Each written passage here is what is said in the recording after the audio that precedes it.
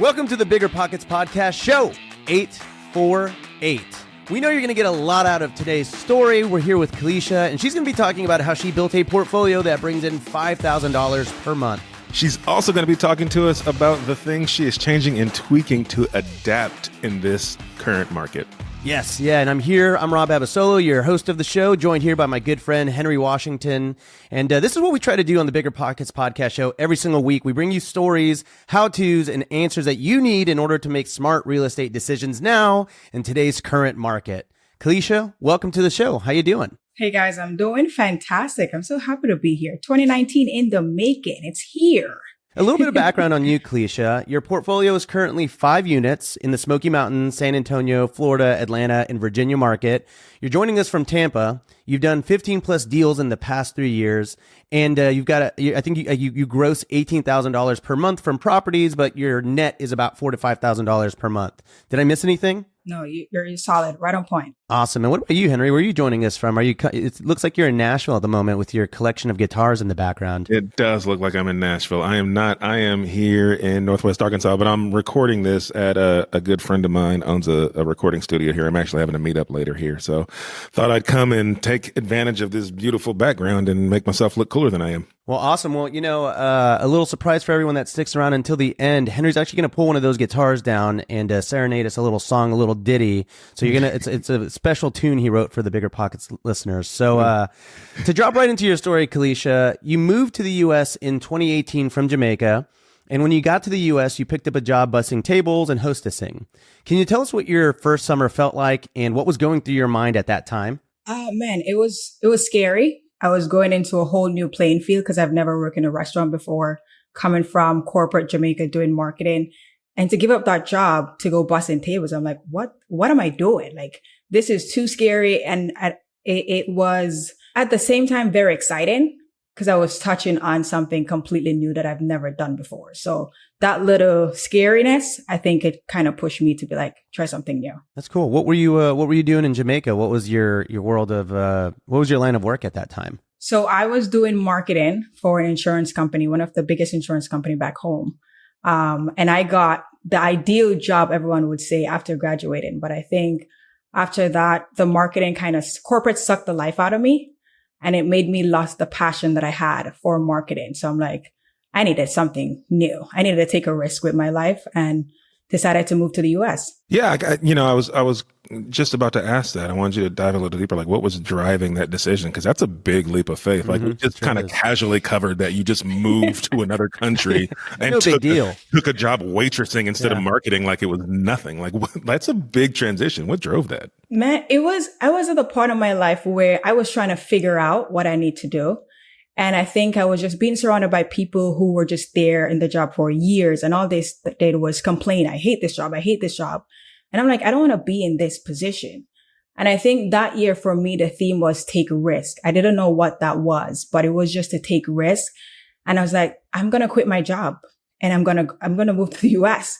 I know a lot of other Jamaicans who quit their job left the country to go to the US to chase the American dream. And for us too, it's also to make more money. So I was like, I'm going to do that. And did you come alone or did other people in your family, did someone join you, or was this kind of like a solo journey? So that's the crazy part. I did it alone. Wow. I did it all alone, left my mom and my brother back home. She didn't want me to leave either. She was like, are you sure you want to do this? But at the end of the day, she was very supportive with everything that I was doing. And I heard you say something when we talked about you taking the job in the restaurant industry. You said that was scary. You were doing a corporate marketing job, but talked about the restaurant industry as a scary job. Like, what made that scary to you? Because people think that working in a restaurant, it's easy. And for me back home, our culture, like for you to give up the perfect job to go serve someone, they consider you to be the help. And I think in the restaurant space, a lot of persons look down on you based on what you're doing. And I'm like, I've never done something like that before. And it was very insulting. It was a lot of pride for me. I didn't tell a lot of friends what I was doing. I was very active on social media and I wasn't even posting those things I was doing on social media.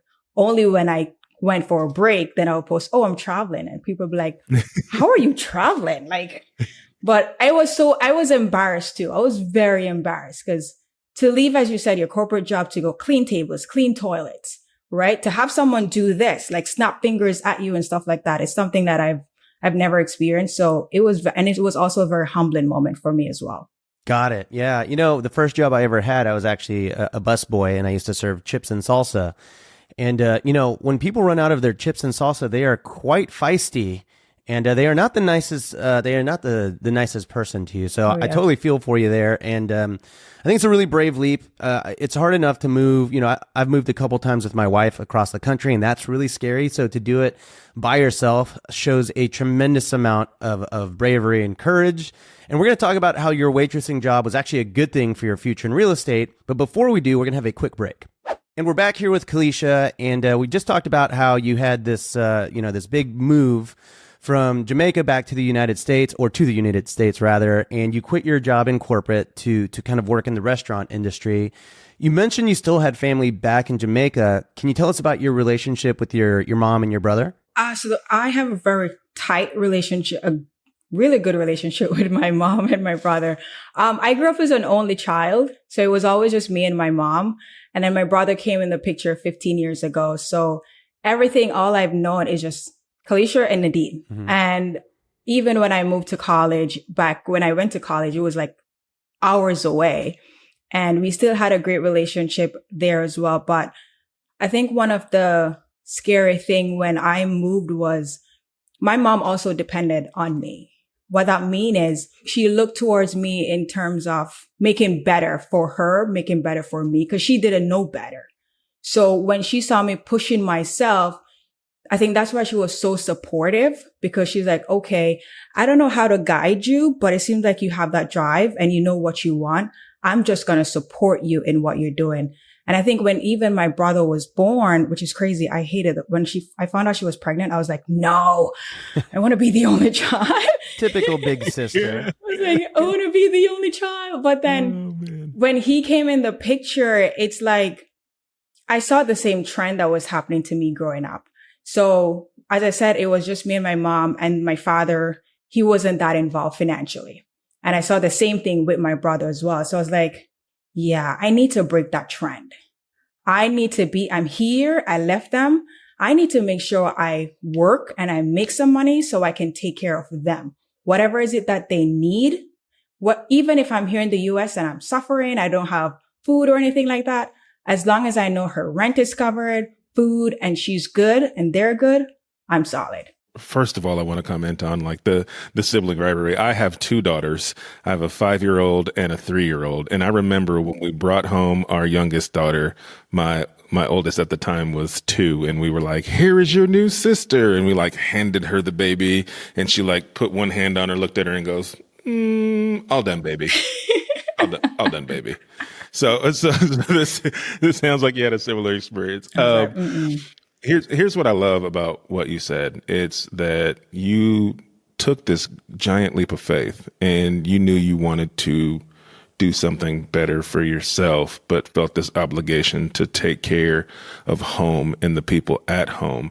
And this is something you were doing before real estate, right? Like a lot of people are probably thinking, I came and I did a bunch of real estate and then I could send money home. Like, no, you were doing this when you were waiting tables and being a server and taking care of those around you. And I just want to make sure that you get your flowers for having that heart and that mindset. Oh, thank you. Yeah. So Kalisha, was it ever an option for your mom and your brother to come to America with you? So the crazy thing is, first, my brother is a citizen, and the condition that they knew I was living in, they knew I was trying to figure it out. It wasn't an option for them to come yet. But this is one thing I always tell them.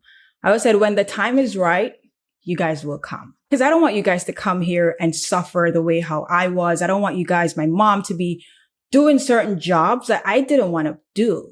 Right. So I said, when I know that I make enough money, when I can get you your house and you have your place to rent, because I can't live with my mom and she knows that. I was like, we're not living together at all. So when I told her that, she was like, you know what? I understand. She always tell me, and I'm going to quote this in power. She was like, do what you have to do, Miguel. Yeah. What that mean is do what you have to do. Yeah. Yeah. Whatever it is that you need to do, just do what you got to do. I'll be here when you're ready. How important was it for you to know you had that support back home, backing you up no matter what, win or lose? Man, it means so much, even getting ready for this interview. Like my mom called me and she just started praying and she started crying. And she's like, she started going back down memory lane. She's like, I remember when it was just us and we were doing this. And she'll be like, we've been coming from so far. And I was like, Mom, just calm down. I just relax. But I think it truly means a lot. And I've heard so many different stories where persons don't have like a strong support system. Yeah. And I think that's something I'm extremely grateful for. Like your support doesn't have to be a large group of people, but if you have that one or two person that means a lot to you, if you know that you have their support when you feel like giving up and you can just call and be like, hey, it's tough. You know, like my mom used to call me and she used to see like bags under my eyes and she starts crying. She's like, come back home. Like, I don't like how you look. Come back home. You're not eating. You're not sleeping. I lost so much weight. And I was like, no, I'm not coming back home. Yeah. So tell me more. You're busting tables, and at first you think that, you know, you're going to be in the U.S. temporarily, or you're going to be working this job and sort of work through it, and kind of move up the ladder. Then what happens? How does that job go? So it's crazy. So I went to that job on Martha's Vineyard for one summer, and apparently it seemed like I did a good job. The owner was like, can you just stay for the rest of the season? I'm like, sure. I went back the following season to do food running. So I got promoted from hostessing and bussing tables to food running, which is taking the food from the kitchen to the table. What crazy enough is that the year after, I ended up doing food running and got promoted to being a manager. So I was doing two roles at once. Yes. That's cool. And I think when after he's like, I can't have you doing both roles, let's just switch you over to managing the restaurant full time. And for me, like, again, this is completely new for me. I'm managing staff, everything like that. But I think in being in that position, it opened my eyes to so many different things. I learned a lot about myself, how to be patient, how to come up with solutions, especially being under pressure. And it also helps me to connect with so many different persons, because now I'm having conversation with customers who are coming in and they'll be like, oh, what do you do? You're such an intelligent young lady, blah, blah, blah. And I'm like, oh, this is my background and I'm looking to get into real estate. That was the kicker, because when I mentioned that, everyone found it's an opportunity for them to tell me that, oh, I do this here. I do that there. So I'm like, oh, really? Tell me more. So it was also a learning opportunity for me, even though I had no clue about real estate, but other persons were telling me about their experience and giving advice of things, what I could do. Man, this is fantastic, because one thing you said that I love was that when your mom mentioned, hey, do you need to come back home, when she saw you were losing weight and took that as a sign that maybe you weren't able to feed yourself, you had this was a plan A, there's no plan B, this is going to work or it's going to work, right? Yeah. And I think that is the exact mentality that new investors need to have when they're getting into this space. Because I think a lot of people try to get into real estate and they try, right? They give it a go. And trying doesn't mean success, right? You really have to have a mindset of, I'm going to find success no matter what it takes, because this business is hard. The past maybe 3 years or 4 years, it's been a whole lot easier than it has been now. But I think people are really starting to see that, oh crap, like, you can screw up in this business, and it will hurt if you're not paying attention. And you're seeing a lot of people kind of quit now because it's a lot harder than it was a few years ago.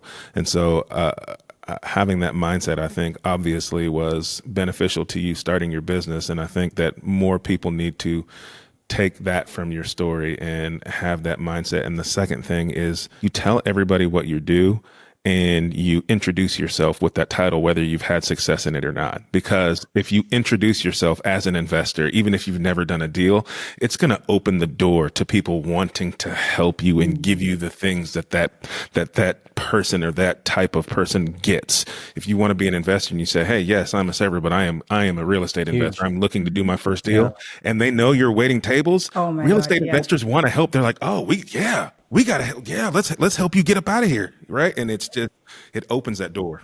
It's very like we had Amy Majuri on the show. Oh, man, I want to say like about a year ago, and her thing is like she raises money from people, and the way she introduces herself to like her Trader Joe's cashier or her Uber driver or whatever, she'll say, "Hi, I'm Amy, and I help people get double-digit returns backed by real estate." And it's like her, I think she calls it like her 10-second power pitch or something like that. Mm-hmm. It's 13 words, and it just gets someone to say, "Oh, what does that mean?" And then you kind of start the conversation. So I think it's a good lesson for everyone at home. If you're breaking into the business, make it very clear to everyone that you ever talk to or ever meet that you want to get into real estate, because oftentimes when someone's a real estate investor, they want help from a newbie to kind of like do free work. And I think that's a really great way to break into the business. So with that, I have a quick question about this whole situation. You said that you're kind of moving up the corporate ladder, if you will, in the restaurant business.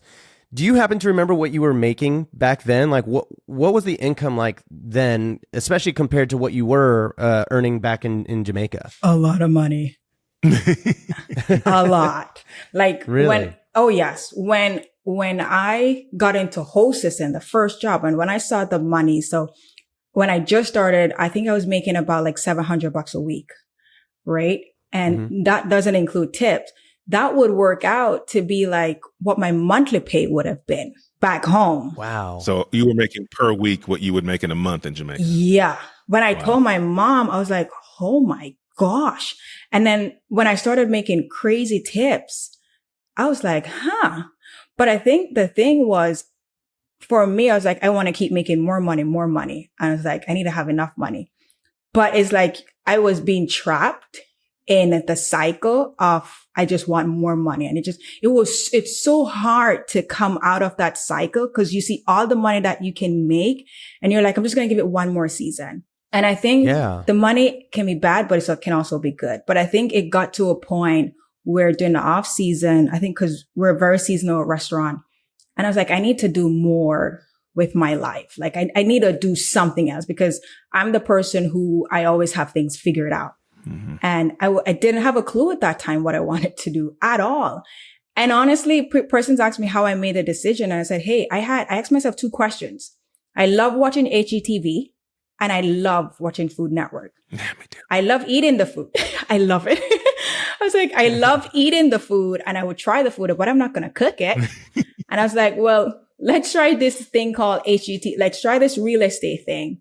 And I honestly, guys, all I did was, like everyone else, I went on Google, how to start investing in the US, and Biggerpockets came up. And that's how I started. Literally just putting it all in Google. And from there, That's amazing. And so did you jump into the forums? Were you listening to the podcast? Like what were the big moments for you whenever you stumbled upon like the Biggerpockets community as a whole? I would say, well, the forums was it. But for me, it was so overwhelming because I didn't know which direction to take, where to start. I didn't have anyone that I could ask for guidance or anything like that. But I got into the forums, and the forums, I saw a lot of person like and being engaged, asking questions. And then I pivot into the podcast. And so I was doing both the podcast, the forums, and I was also doing, I don't know if you guys still do, but like the free guides, like beginner's guide to real estate investing. So I went through all those. Like I was like, give me all the free books. And I went through those. And I think one of the hiccup that I was getting into was I thought I could get a loan. I was like, all right, I'm ready to go.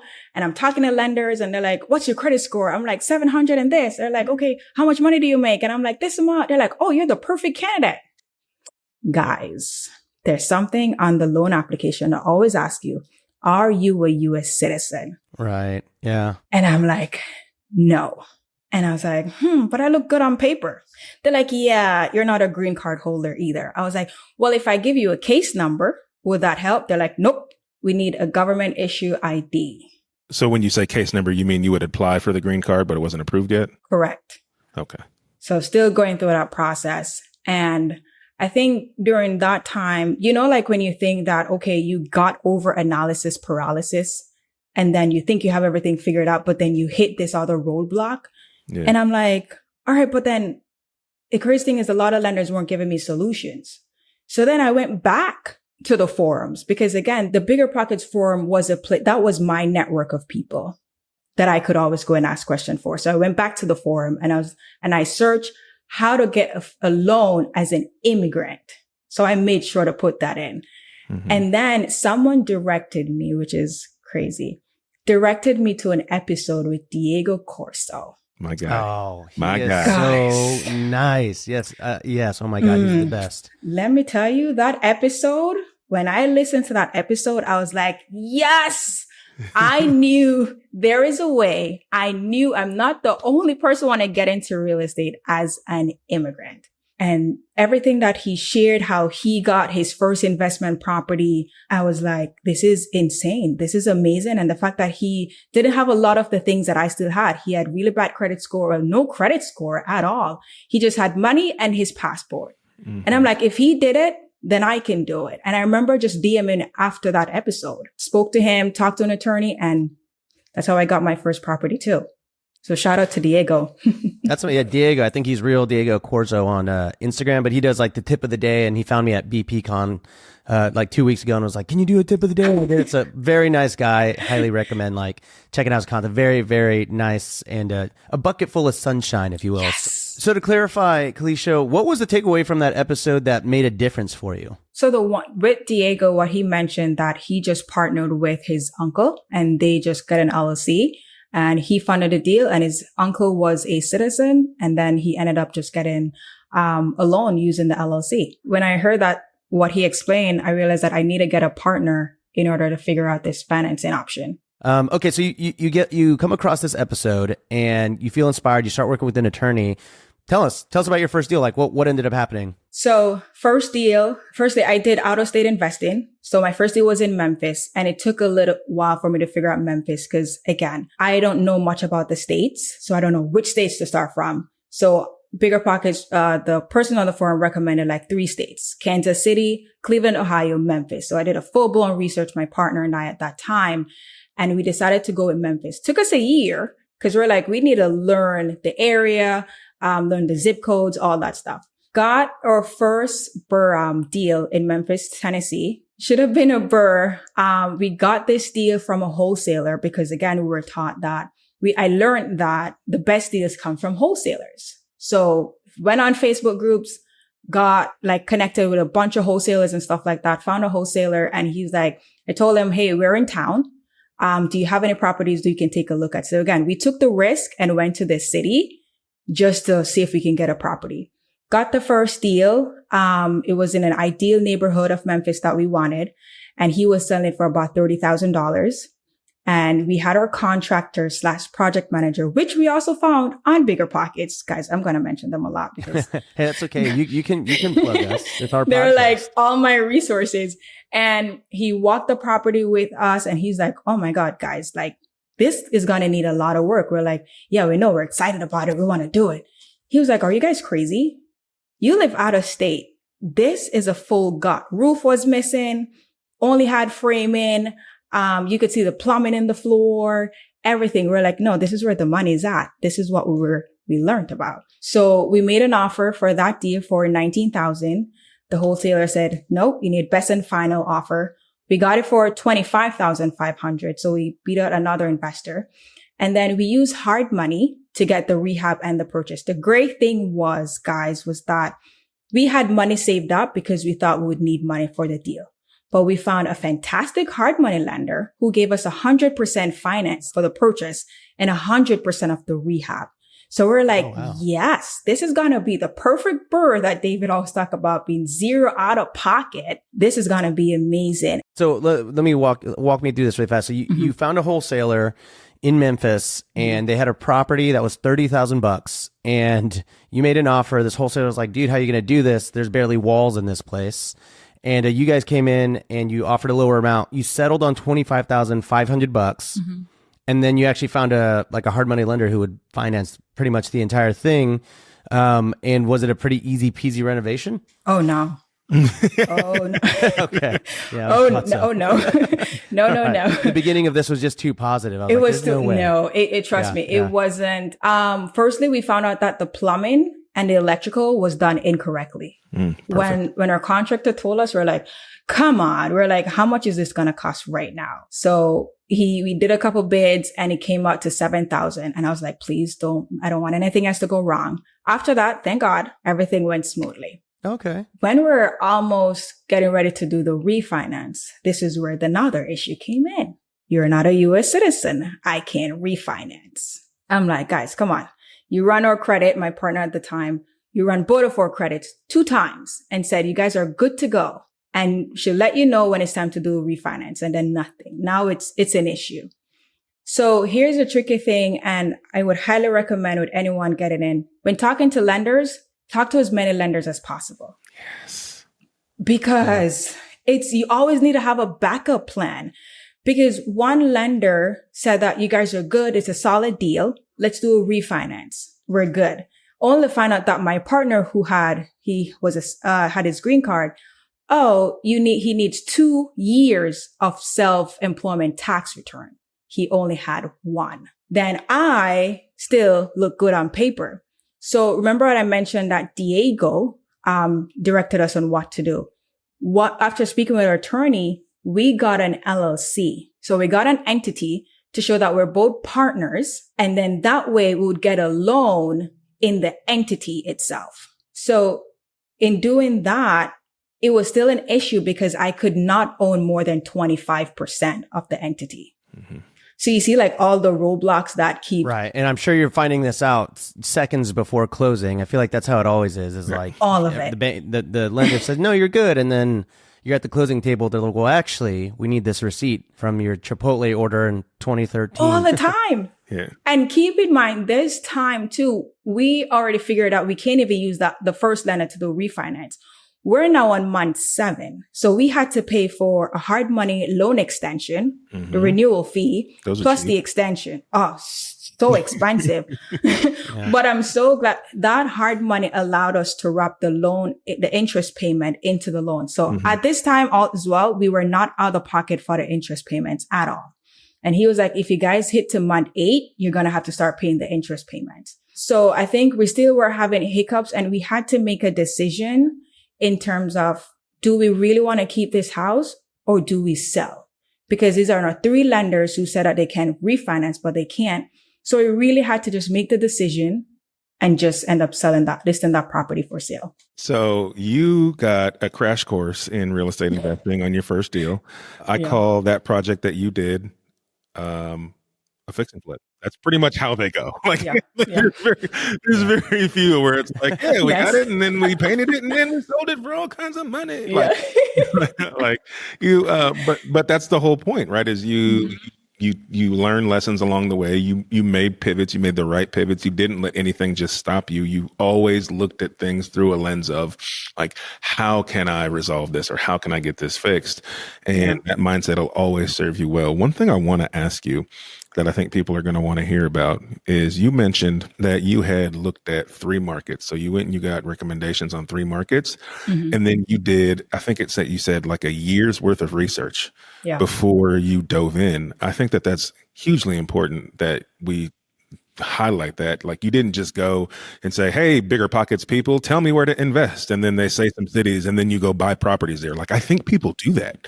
And so what would you say or what advice would you give to people or what should people be looking at when they are evaluating markets out of state to invest in? What did you guys look for? What we did was we just found other investors in the area and asked them to share their experience in terms of, hey, why are you investing in using this strategy in that market? And we would take notes. And if we learned that it's a zip code basis or a street by street basis, then we ask those investors, which zip codes should we look into and why? So when we did that portion of it, so the zip code was very heavy for us. Then we looked on why is this a market where persons are renting a lot or are they buying? It came down to Memphis was where you can get the 1% rule, like one of the best market where you can get 1% rule. What that means is if you purchase a house for 100,000, you can get rents for 1,000 or more, or even $900. So it came down to the 1% rule. It came down to the zip codes. And it also came down to, I think with Memphis, the big companies. What big companies are there in that market? For us in Memphis, it was Amazon, it was Nike, And it was known as like the distribution hub. So a lot of like big companies stop in the middle of Memphis. So we're like, bingo. And we decided to choose a zip codes that were super close to Amazon and Nike because those people are going to always need somewhere to live. So we didn't go far away. So, and all of this, guys, we figured it out after just talking to other investors. Each investor told us something completely new and we just start adding it to like I had a full notebook, you know, those section notebooks where you can section it off. Each city had a section. And everything that we learned, sticky note, just making notes. And while we're going along, building our team as well for each person that we spoke to. So you made like an out-of-state investing scrapbook. Yes. Yeah, like a diary of sorts. Well, that's really smart, Kalisha. I mean, I think, yes, finding some of these big business hubs and putting, properties around there, never going to be a bad idea. Can you tell us what the actual price of the total price of the renovation and then the total sale price so we kind of understand the numbers on this one? Because I know you said you bought it for $25,500. So bought it for $25,500. The rehab amount was $52,000, and then it increased to $59,000. When we bought this property, we estimated the ARV to be $100,000. When it was time to resell, we listed it for $117,000, and then we sold it for $125,000. Hey, there we go. Yeah. Wow. That's solid. Like, Hey, yay. that's solid. Nothing like coming $25,000 over your initial ARV. Listen, I remember that when we got the direct deposit, my partner was like, "Oh my God, we got paid." And for us, just to see that amount, we're like, again, from our background, that's a lot of money from one deal. And we got this drive to be like, "Oh, we need another one. We need to get one more deal," because we saw the money and it looked so good. But I think one of the biggest lessons for me then was to kind of pause and enjoy the moment and soak it all in instead of want to get to the next step, because we tend to forget that a lot. So when I look back on when we just started now, every deal that I close, I take time to soak up that moment and celebrate it. That's amazing. That's amazing. So you pull a $40,000 profit on the first property, rough numbers roughly there. Mm-hmm. So you did one more fix and flip, and then you shifted to short-term rentals, if I understand that correctly. Yeah. What were your biggest lessons from fix and flips in general? Oh, it's not for me. It gives me anxiety. That's a great lesson. That's the best lesson you could learn. That's a lesson I'm learning right now every single time I get into a flip. Listen, it's too much anxiety. I like anything that is buy and hold, minor rehab. Plus, we were doing all of this remotely too. So I'm like, no way. I'm not doing that again. And just the fact that you listed, you're like, how soon am I going to sell it? Are we going to get any offers? I was like, no, that just gave me too much anxiety. But it was also too that everything that you do, you need to have 2 exit strategies. And that didn't hit me until this year. So like everything that you're doing, make sure you have 2 exit. And when I look back, I feel like every single deal, I always had to pivot. Every single deal. Like I can't think of any one deal where I started with one strategy and ended with the same strategy. I was like, okay, this is a trend. This is completely a trend. Stick to your criteria. I think the important thing is that you tried it, right? You tried it, you did it, you found a solution, you pivoted. I think the most important skill you can learn as a real estate investor is how to pivot instead of sitting there and floundering. And if you can pivot quickly, you can be successful in whatever type of real estate you learn to do, so long as you have multiple exit strategies, which I think is a very important lesson for people. So you found out fix and flips, not really your thing. You shifted into short-term rentals, and I believe you have 3. How are you funding these now, and how do you keep an edge in this particular market? Ooh, creative financing and private money all day, every day. And what do you mean by creative financing? So creative financing, meaning you're taking over the property subject to or seller financing. So I'm going to go back a little bit before knowing that I was 1, using private money, or 2, structuring these creatively. When we got the first property in the Smoky Mountains, we got a DSCR loan. And with the DSCR loan, you need about 20 to 25% down. Right. That time for us, it was about $130,000 altogether that we needed. And really fast, for everyone at home that doesn't know what a DSCR loan is, it's a debt service coverage ratio loan. And it's basically where they use the income of your property to underwrite instead of using your personal DTI and credit and everything like that. I mean, there's a few other parameters, but essentially they're using the projected income of that property to qualify you for that loan. Sorry, I wanted to clarify that because I know a lot of people, they just hear acronyms sometimes. So carry on. So We used the DSCR loan, and then we had money from our fix and flip, but we were still short. So because we were telling friends and family what we're doing and what we're hoping to do, we went to them and we're like, hey, we want to get this property, but we're short about 50 to 60,000. Just putting it out there. And then 2 persons from our network, decided to give us money. So even though they're friends and family, we didn't know it was private money. So what we did was we're like, hey, can you just lend us this money? And we will just give you a percentage of the cash flow. We were just throwing things out there. We didn't do like a promissory note, mortgage deed or anything like that. We're like, we'll give you a percentage of the cash flow for anything that we make. And whenever during the slow season, you can go to the cabin and stay there. That was the agreement. That's it. So that was the first creative deal that we got. And then after now, I just buy most of the properties, creative financing, and then whatever I need, closing cost or furnishing costs, I raise that amount in private money and get the deal funded. So most times I'm zero out of pocket. I'd be willing to bet too that a lot of what made this research of learning how to do creative finance and subject to financing more maybe achievable for you is because of your background and you knowing like I need an alternative strategy. And so kind of when your back's against the wall, there's no other option, right? You're going to go figure out how can I get this done? And I think I'm not saying that to discourage people from going to learn how to do these things. I'm saying that from the perspective of put yourself in that mindset. What if you could never go to a bank again? Would that mean you're never going to be a real estate investor? Like if you think from that perspective, okay, I'm going to pretend I can't go to a bank for my next deal. So I got to go and learn how would I buy a property if I couldn't? And that just kind of helps you sharpen the tools in your tool belt. So I think that that's super cool. You also are pivoting or have pivoted to more of a midterm rental strategy. Is that correct? And so how is this midterm rental strategy going for you, and how are you either growing or expanding that? Like what have you learned that's making you push to that direction? So full disclosure, I haven't done my first midterm rental yet. I'm literally still going through that process. Cool. The reason being trying to pivot is that I think I got spoiled with the Smoky Mountains. I got As we so all spoiled do. because for 1 year, like it's for the entire year, it's a great market. I'm always booked. And then when I got another property in San Antonio, I was like, I'm not used still with just this weekends type of thing. And my calendar is open during the week. So I always heard about midterm rental. So what I did was I had a really good friend of mine, in one of my mentorship, and I asked her about. She's the expert. Again, this is why I go to persons who are doing it. I don't want to figure it out, everything. So it's like, hey, this is what I'm trying to do. What are some things that I can do? And she'd be like, okay, go on ALE, list the property there. Go on Furnish Finder, list the property there. Did all of that. Not working.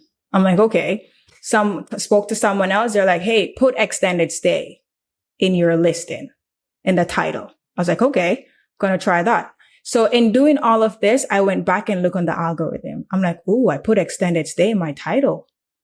My views are going up. Okay. Still no bookings. But I would go in these Facebook groups and just put, hey guys, I have this property in San Antonio. If anyone needs a short-term, midterm rental or have connections, just let me know. I did that and someone was interested in the booking.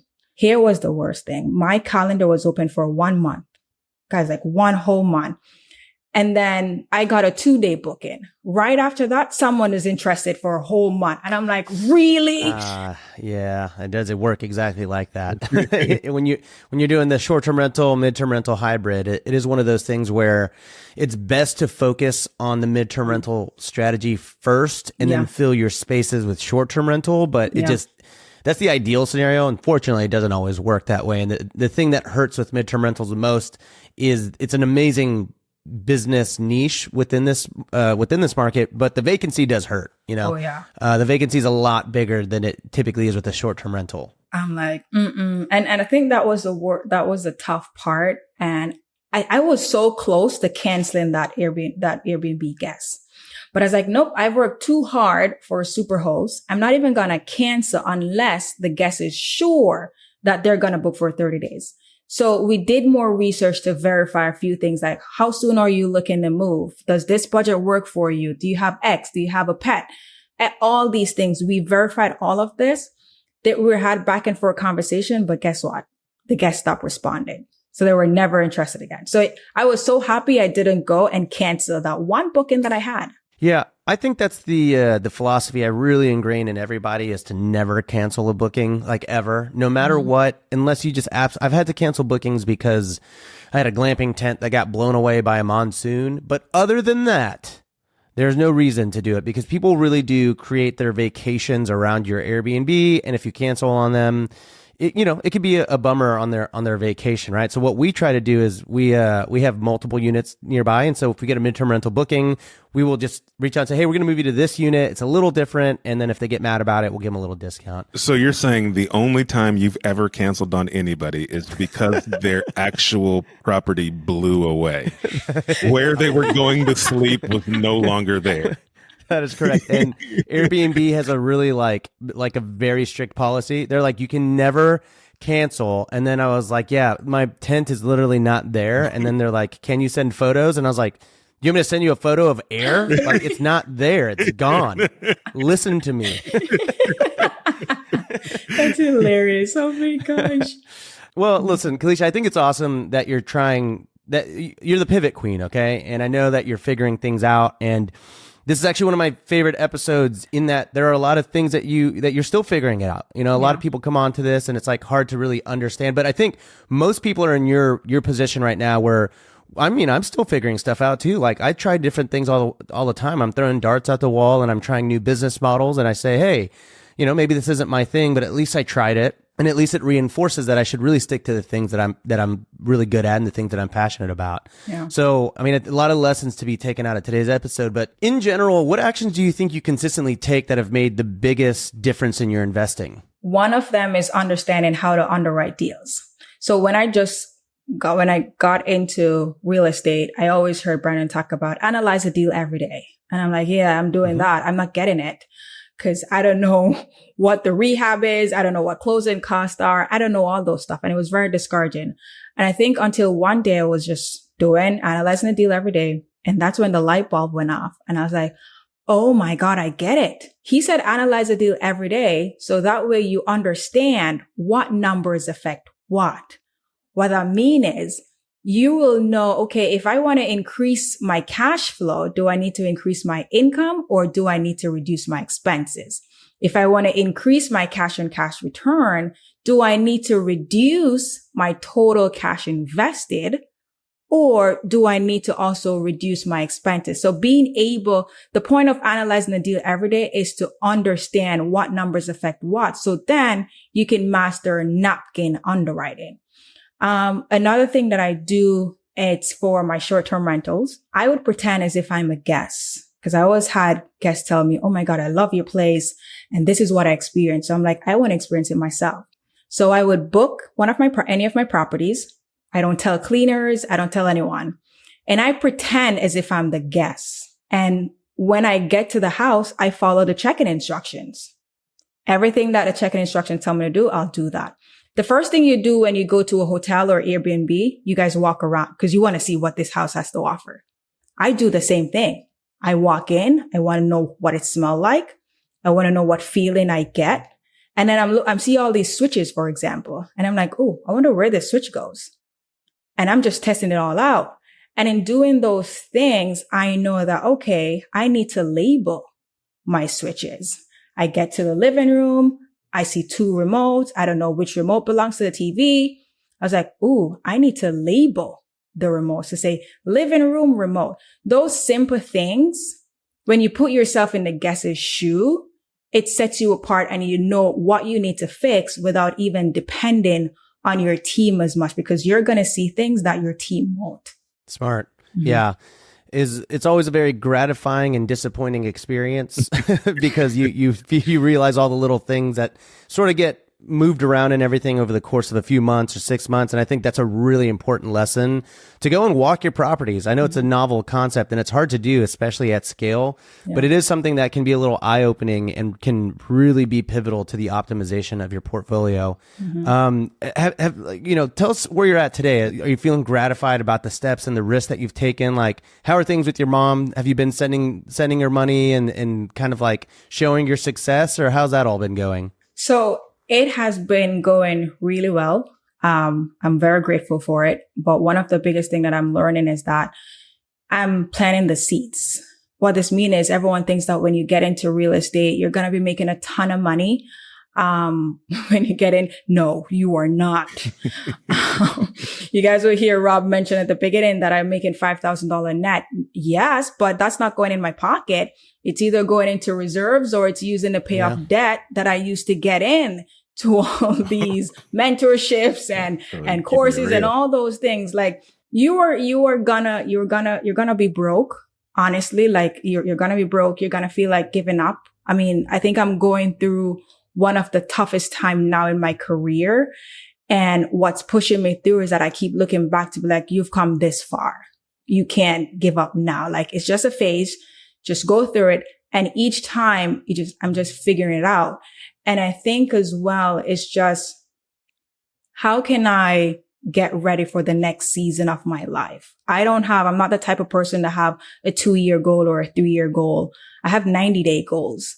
When that 90 days come, I create a whole new goal. So for right now, for me, I just want to finish the year strong where my properties are cash flowing and I'm able to pay off all my lenders. Okay, awesome. So we understand that you recently had a full circle moment with that same podcast guest who kind of showed you that this could be possible for you. So can you tell us a little bit about that?